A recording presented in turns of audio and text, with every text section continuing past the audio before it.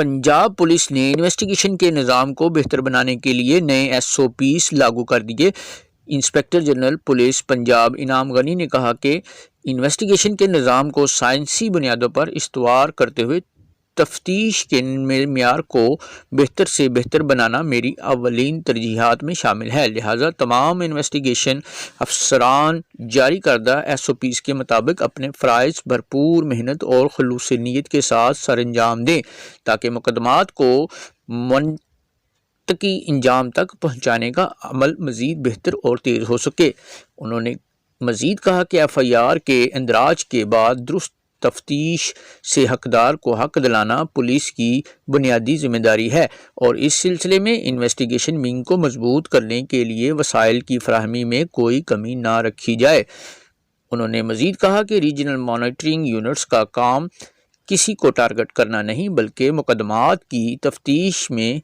نظر انداز ہونے والے پوائنٹس کو سپروائزری افسران کی نظر میں لانا ہے تاکہ تفتیش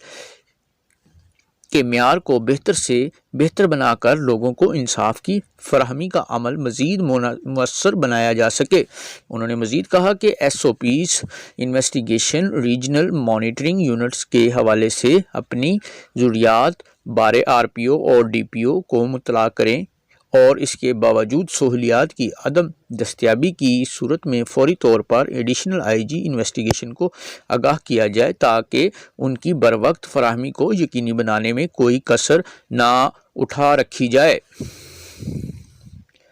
انہوں نے مزید کہا کہ انویسٹیگیشن ونگ کی کارکردگی کی کلوز مانیٹرنگ ماہانہ بنیادوں پر ہونے والی ویڈیو لنک کرائم میٹنگ میں یقینی بنائی جائے اور آئندہ کرائم میٹنگ میں RPOs